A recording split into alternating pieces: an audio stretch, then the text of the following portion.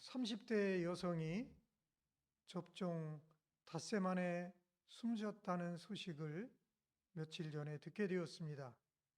119 구급차가 늦게 출동하는 바람에 결국 숨을 멈추고 말았습니다. 6분 거리에 구급차가 있었는데 이 신고가 잘못 접수돼서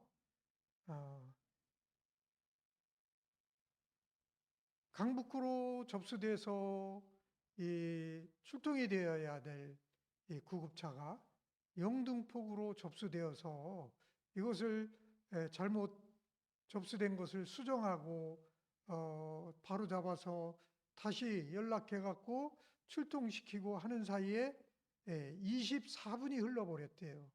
그래서 결국은 그 근처에 있는 구급차가 출동해서 집에 도착했을 때는 이미 그 여인은 맥박과 호흡이 없는 상태가 되어버렸다는 거예요. 이 얼마나 안타까운 뉴스입니까? 조금만 빨리 왔으면 살았는데, 살릴 수 있었는데, 가족들이니까 얼마나 이 가슴에 사무치는 그런 감정이 있겠어요. 그런데 오늘 말씀도 이와 비슷한 말씀이잖아요. 마르다, 마리아, 나사로 이 집안의 얘기인데 오라비 나사로가 이 중병에 걸려가지고 아까 그 여인처럼 막 이 생명이 오락가락하는데 그때 예수님께 연락했는데도 불구하고 여기서 얘기했던 좀 전의 말씀은 6분과 24분 차이예요. 6분 걸릴 걸 24분 만에 와서 늦은 것 같고도 엄청난 울분을 토하고 그랬는데 이틀을 더 유하시고 정말 뒤늦게 예수님이 등장하는 그런 내용이 오늘 말씀이 되겠습니다. 근데 오늘은 이제 그 삼남매 중에서 마르다가 등장하고 있습니다. 그래서 마리아는 집에 있고 마르다에게 주님께서 말씀하시는 것을 통해서 주님은 우리가 주님에 대해서 알고 믿음이 성장하기를 원하신다는 것, 그것을 우리가 알 수 있습니다. 왜 이런 말씀을 우리에게 주시는가? 또 마르다에게 주시는가? 그것은 우리의 신앙이 하나님은 우리의 신앙이 성장하기를 원하신다는 거예요. 지금 있는 그 수준에 머물러 있지 않고 믿음이 성장해야 된다. 그거죠. 그래서 마치 우리가 그냥 동네 테니스를 치는 정도로 있는 것이 아니라 테니스계에는 누가 있습니까? 유명한 사람, 페더러, 조코비치, 나달 같은 사람이 정말 믿음으로 말하면 최고 높은 경지에 올라 있는 그런 사람들이죠. 골프계로 보면 박세리 선수가 되겠죠. 빙상에서는 김연아 선수가 있고 또 농구에서는 세계적으로 유명한 마이클 조던이 있습니다.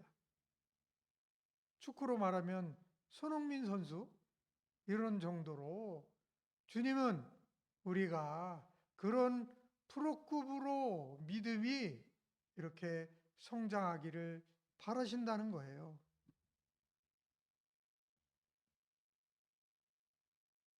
그래서 이렇게 믿음이 성장해 나가는 것은 마르다에게만 해당되는 것이 아니라 바로 우리에게 말씀하시는 것이다. 그러니까 내가 현재 1년, 2년, 5년, 10년 지나도 그대로 머물고 있는 그 영적인 믿음, 거기에 머물러 있지 않고 성장에 올라가기를 원하시는 그 하나님의 뜻이 있다는 것을 우리가 알아야 하겠습니다. 그래서 오늘 이 말씀을 통해서 마르다가 예수님과 대화하는 이 말씀을 통해서 우리가 배워야 할 것이 그것은 첫째로 이제 세 가지로 볼 건데요. 첫째로는 우리가 성장하기 위해서는 어떻게 되어야 하는가? 첫째, 우리가 죽어야 한다는 것입니다. 나사로가 죽기를 기다리셨다는 것을 통해서 알 수 있는 것과 같이 일부러 이틀을 기다리신 예수님을 통해서 알고 있는 것과 같이 예수님은 우리가 성장하기 위해서 하나님의 영광을 드러내기 위해서 이틀을 요하셨지만 사실 가족들은 어땠습니까? 마르다와 마리아와 나사로는 이틀을 기다리느라 정말 속이 타고 애가 타고 가슴에서 조마조마하고 그런 것들이 가득했다는 거죠. 나사로가 죽기를 기다리셨다는 것을 통해서 이제 결국은 어떻게 되었느냐. 오늘 17절에 보면 예수께서 와서 보시니 나사로가 무덤에 있은지 이미 나흘이라 나흘이 돼버린 거예요. 이틀이 지난 것뿐만이 아니라 거기서 예수님이 이틀 지나고서 또 이 베다니 마을에 오기까지 시간이 걸렸고, 그래서 와보니까 죽은 지 나흘이 됐다 이거죠. 근데 그때에는 유대 민속신앙에 사흘 동안은 영혼이 그 육체에서 떠나지 않는다는 이런 민속신앙이 있었던 거예요. 그래서 사흘이 지나고 나흘이 되었을 때 그러면 어떻게 됩니까? 이제 완전히 영혼도 떠나서 몸도 썩어가고 그래서 아주 최종적으로 소망이 없는 상태가 돼버린 게 이제 오늘 말씀 17절에서 무덤에 있은지 이미 나흘이라 이 말씀이 나타내 주는 것입니다.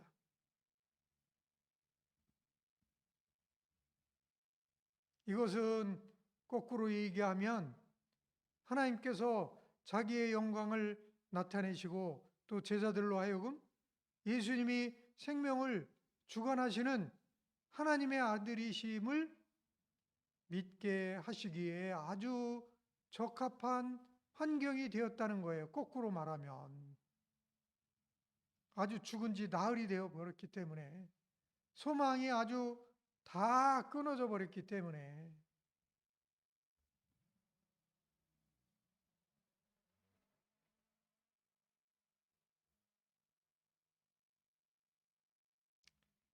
이렇게 하나님은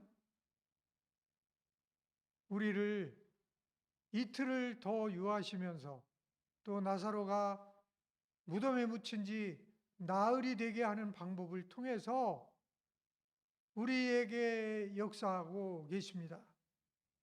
그것은 무엇인가요? 모든 믿음의 조상들이 그랬고 우리 믿음의 선진들이 그런 과정을 통해서 위대한 믿음의 사람으로 자라나게 됐다는 것입니다. 야곱은 20년 훈련을 받고 야복강에서 환도뼈가 부러진 다음에 그가 이름이 이스라엘로 바뀌면서 자기 뜻만 추구하던 사람에서 이스라엘의 영적인 사람으로 변화될 수가 있었습니다. 요셉도 13년을 통해서 감옥과 노예와 종과 이런 과정을 다 거쳐서 본성이 죽었을 때 하나님이 그때부터 쓰기 시작하셨죠. 어떻게 쓰셨어요? 애굽의 총리로 쓰셨다는 겁니다. 모세는 어땠습니까? 40년 동안 광야 생활을 통해서 아무것도 아닌 자로 무명의 노인으로 장인의 양을 치는 자로 아무것도 아닌 가치 없는 무가치한 사람이 되었을 때 오히려 그때 80세가 되어서 하나님이 하나님의 산에서 모세를 떨기나무 가운데서 부르셨죠. 그때부터 모세의 본성과 이기심과 자아가 다 죽게 되었을 때 그때 하나님이 쓰시기 시작하셨습니다. 다윗도 도피 생활 10년 동안에 왕으로 기름 부었지만 사울에게 쫓기며 끊임없이 쫓기는 생활을 통해서 그것도 하루 이틀도 아니고 1, 2년도 아니고 10년 동안을 도망자 신세로 살면서 그는 자기 속에 있는 모든 이기적인 본성들, 자기 뜻을 추구하고자 하던 본성들, 이런 것들이 깨지게 되었을 때에 하나님이 다시 불러서 왕으로 세우시고 쓰셨습니다. 그래서 신약에 와서는 우리가 알고 있는 유명한 사도 바울도 어떻게 고백했습니까? 나는 날마다 죽노라. 나는 날마다 죽노라. 이렇게 고백하는 자가 되었을 때 그는 믿음의 사람이 되어서 유럽의 아시아와 유럽까지 복음을 전파하고 또 가는 곳곳마다 교회를 세우는 위대한 믿음의 사람이 될 수 있었습니다.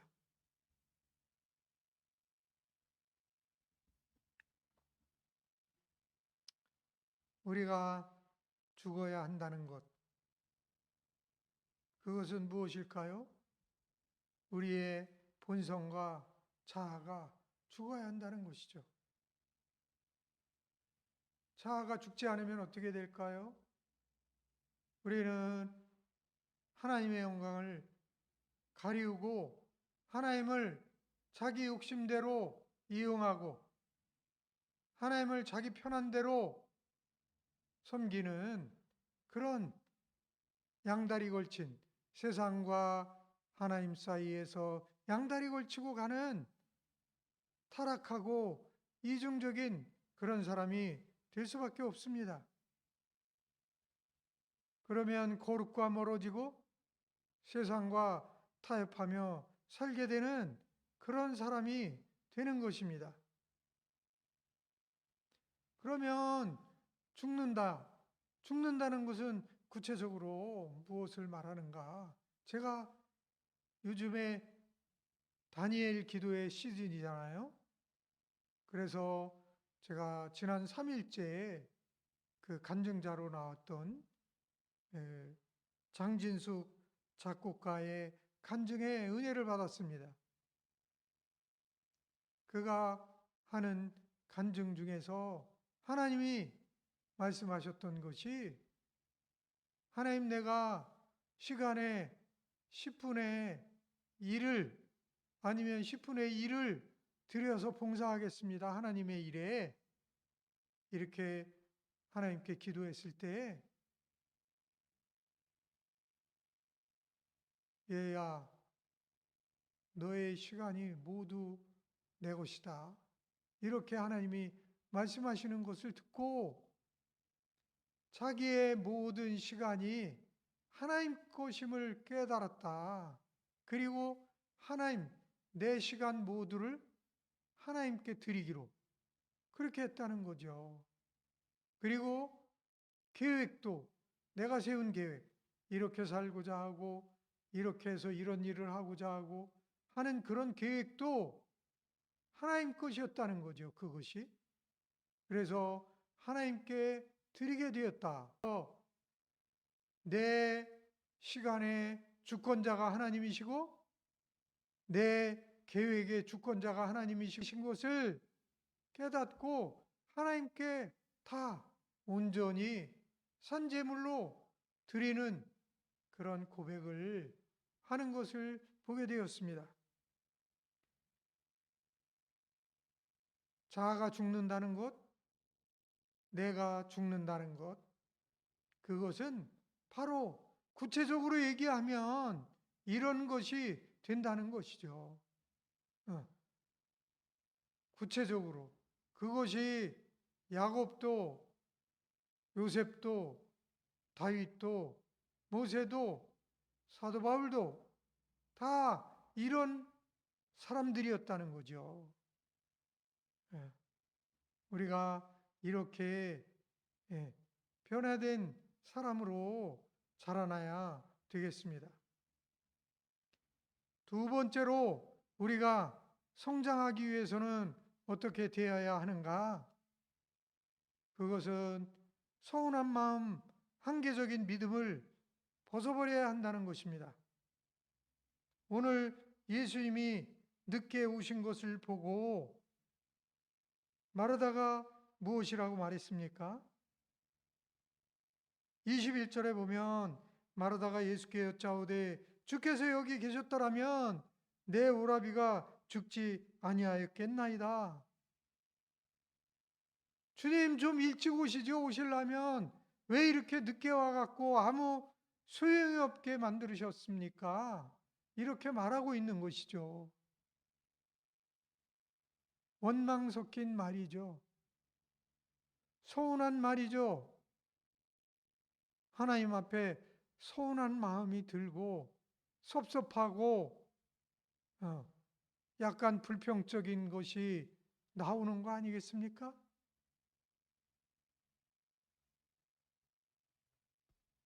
지금까지 얼마나 우리가 주님께 헌신하고 주님을 사랑하고 또 주님도 우리를 사랑하셨는 그런 관계를 가진 우리 가족들인데 하나님 어찌 이렇게 늦게 오셔서 무덤에 갇힌 지 나흘이 되어서야 오십니까? 어찌 이럴 수가 있습니까, 주님? 우리한테, 우리 가정한테 어찌 이럴 수가 있습니까? 이렇게 말하고 있는 것이죠. 그러나 예수님에 대해서 마르다는 사랑과 믿음은 가지고 있었지만 한계적인 믿음의 상태에 머물러 있었다는 것을 이 질문하는 것을 통해서 알 수가 있습니다. 예수님께서 못하실 것이 없으시다고 믿는 것 같았지만 정작 오라비가 죽어서 죽은 지 나흘이 된 이 상황 가운데서는 예수님도 소용없다. 이런 것이 그 마음에 있는 것이었죠. 그러니까 어째 이제야 오십니까? 이렇게 질문할 수밖에 없었던 마리아의 믿음 수준을 볼 수가 있습니다. 오셔도 죽기 전에 오셔야만 고칠 수 있으시다고 하는 그런 한계적인 믿음을 마르다가 갖고 있었다는 것을 볼 수가 있는 것입니다.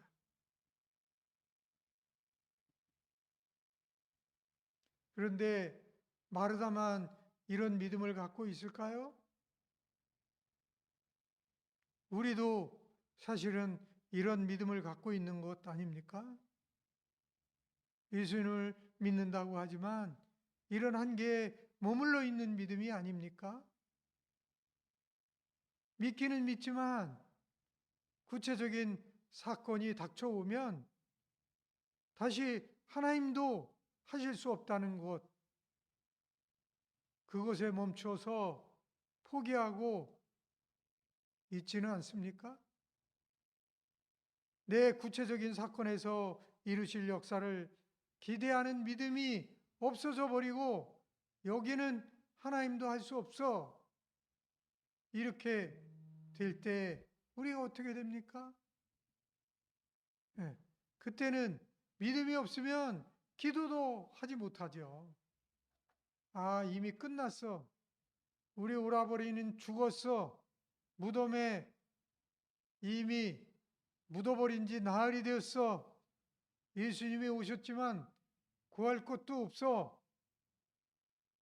살려달라고 할 필요도 없어. 왜요? 그 믿음도 없었으니까. 그런 믿음을 우리도 갖고 있지 않느냐고요. 우리도 그런 믿음으로 살 때가 많다는 것이죠. 그래서 오늘 말씀을 통해서 말씀해 주시는 것, 그것은 무엇이냐? 정말 중요한 것은 원망과 불평을 버려야 한다는 것입니다. 어떤 상황에서도 우리가 슬픔을 당한 상황에서도 도저히 이해할 수 없는 일을 당한 상황에서도 또 아주 불행한 일을 당한 상황에서도 우리는 주님께 원망과 불평을 가져서는 안 된다는 것입니다. 눈에 보이는 상황에 마음이 점령당해 버리면 하나님의 약속은 어디에도 보이지 않는 불신의 사람이 될 수밖에 없는 것입니다.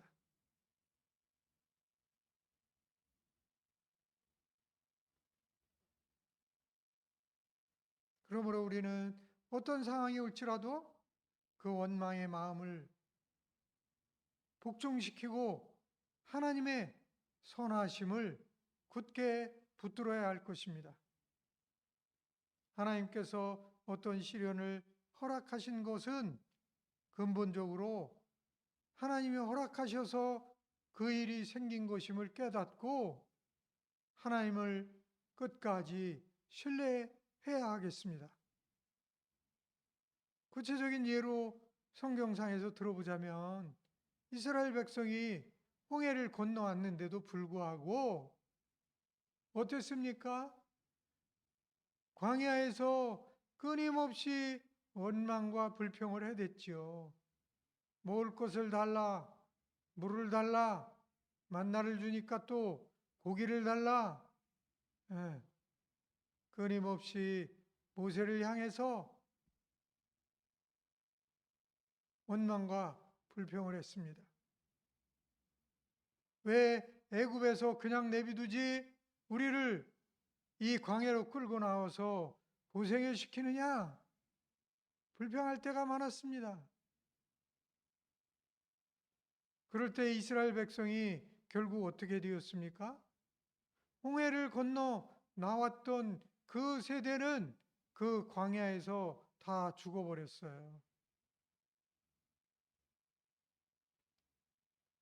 약속의 땅으로 들어가게 하시기 위해서 애굽에서 끌어내어서 인도에 나오셨지만 원망과 불평이 계속 넘쳐나게 될 때 그들은 광야에서 다 죽게 만드시고 그 다음 세대가 약속의 땅에 들어가는 역사를 이루게 하셨던 것을 우리가 알고 있습니다.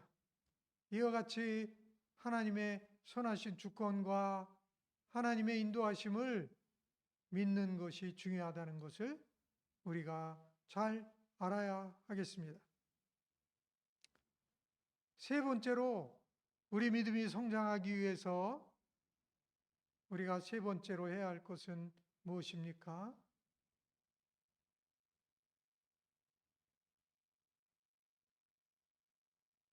그것은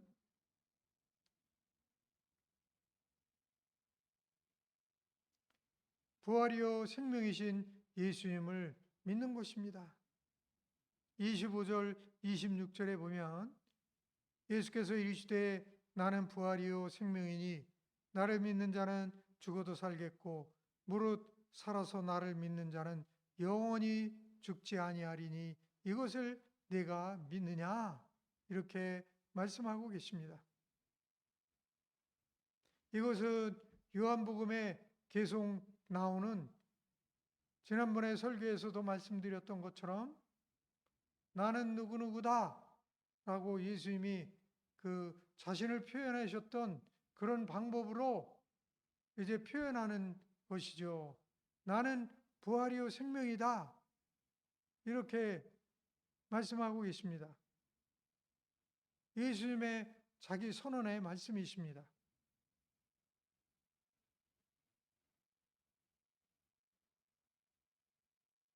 죽은 나사로를 앞에 두고 마르다에게 이렇게 말씀하신 것, 이것을 우리가 깊이 생각해 보아야 하겠습니다.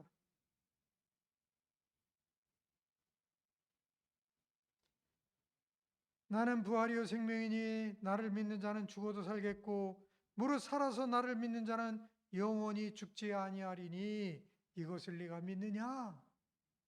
이렇게 물으셨죠. 자기 자신에 대해서도 말씀하시고 마르다에게 네가 이것을 믿느냐? 이렇게 물으셨던 것입니다.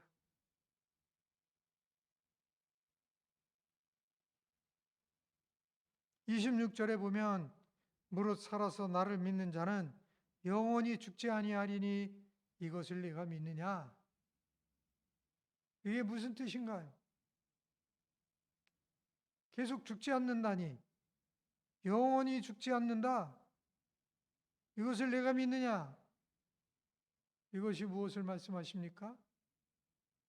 아니, 그럼 주님을 믿는 성도는 죽지 않는다는 말씀인가요? 그런데 왜 나사로는 죽었나요? 또 모든 믿는 성도는 왜 죽습니까? 주님이 이렇게 말씀하시는 게 잘못된 건가요? 우리가 생각해 봐야 하지 않겠습니까?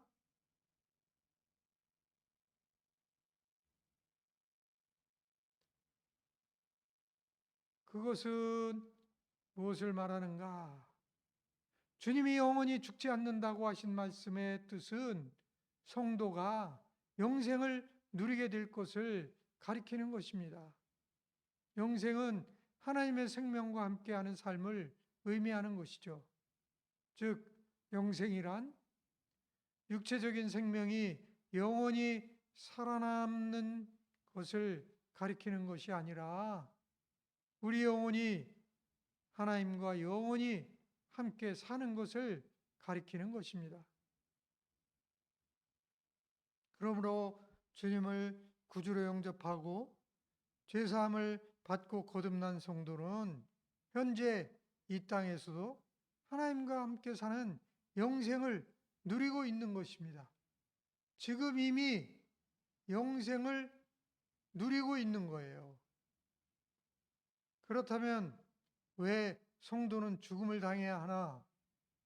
이것이 문제 아닙니까? 이것은 육체적인 죽음은 우리가 육체적인 죽음, 이것을 맞이하게 될 거잖아요, 앞으로. 근데 이 육체적인 죽음은 태초에 인류의 첫조상 아담과 하와가 범죄한 이후 하나님이 정해놓으신 불변의 법칙이죠. 그때 이미 말씀으로 선언해 놓으신 거였죠. 죄값으로 인해 언젠가 육체적인 죽음을 당해야 하고 그 다음 하나님의 영원한 심판으로 영원한 죽음, 즉 지옥으로 가는 것이 믿지 않는 죄인들의 운명인 것입니다. 그래서 히브리서 말씀에서는 한 번 죽는 것은 사람에게 정하신 것이요 그 후에는 심판이 있으리니 라고 분명히 말씀하고 계신 것입니다. 그러나 믿는 우리 성도의 육체적인 죽음은 하늘나라에 합당한 신령한 몸으로 부활하기 위한 과정일 뿐이라는 것입니다. 그러므로 성도의 죽음은 신령한 몸으로 부활되어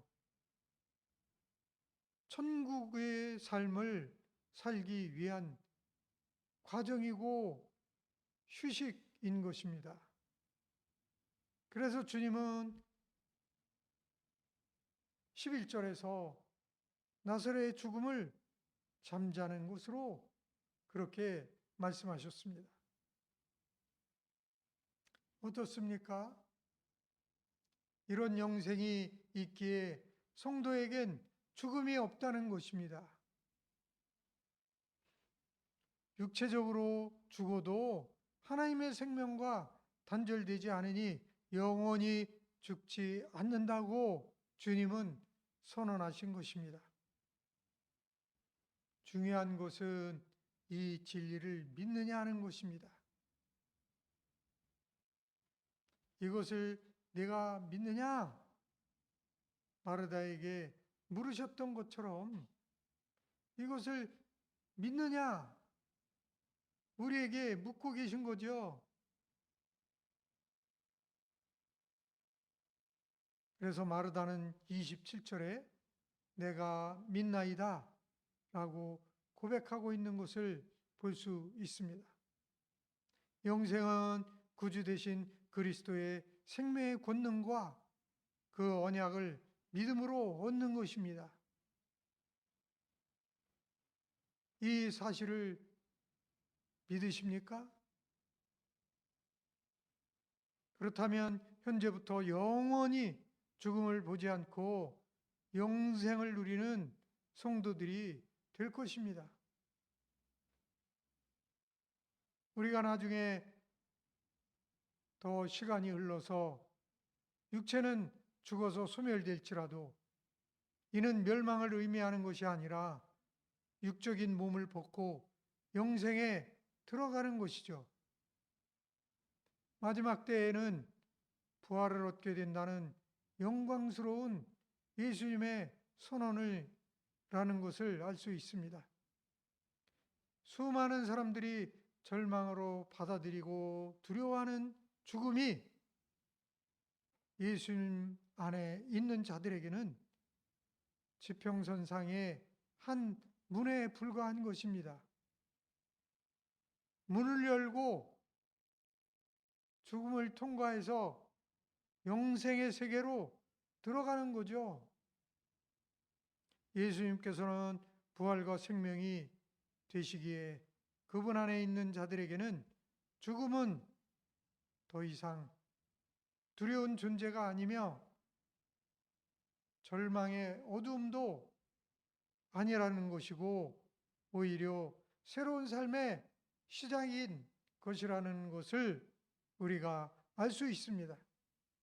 그러므로 예수님을 믿는 사람들은 이미 영생을 가졌기에 육적인 죽음이라는 것이 특별한 의미를 가지지 못한다는 것을 우리가 굳게 믿어야 하겠습니다. 오늘 말씀을 볼 때 세 가지로 우리가 배울 점을 보게 되었습니다. 하나님의 영광을 드러내기 위한 믿음의 사람이 되기 위해서는 내가 죽어야 된다는 것, 그것은 본성, 자아 이런 것들이 죽어야 되고 내 뜻과 내 계획과 내 재물에 대한 소유권 이것이 죽어야 된다는 것이었죠. 두 번째로는 주님께 대한 섭섭한 마음과 원망, 불평 이런 것들을 버려야 한다는 것입니다. 하나님의 주권을 인정하고 하나님의 선하신 계획이 있어서 나에게 이런 일들이 일어난다. 이것을 믿어야 한다는 것이었고요. 세 번째로는 예수님은 부활이요 생명이다. 그러므로 나는 영원히 죽지 않는 존재다. 왜? 부활하는 존재다. 이것을 깊이 깨달아야 하겠습니다. 우리가 부활의 신앙을 가짐으로 어떤 상황과 어떤 사건 앞에서도 절망하지 않고 믿음으로 일어서는 그런 믿음의 사람이 될 수 있기를 예수님의 이름으로 축원합니다. 기도하겠습니다. 하나님 아버지 감사합니다. 오늘도 11장 요한복음 11장 말씀을 통해서 마르다와 만나는 예수님의 말씀을 통해서 깨우쳐 주시니 감사합니다. 하나님, 저희가 내 계획, 내 시간, 내 재물 모두 주님 것임을 깨닫고 주권을 주님 앞에 올려드리고 또 내가 어떤 상황에 만나든지 주님에 대한 불평불만을 하지 않는 자가 되게 하시고 또 예수님이 부활이요 생명이심을 믿고 영원히 죽지 않는 믿음의 사람으로 기쁨으로 주님과 동행하며 살아가는 자가 되게 하시고 영원한 본향을 향해서 기쁨으로 달려가는 인생이 될 수 있도록 인도하여 주시옵소서. 말씀 주심을 감사하며 예수님의 이름으로 기도하였습니다. 아멘.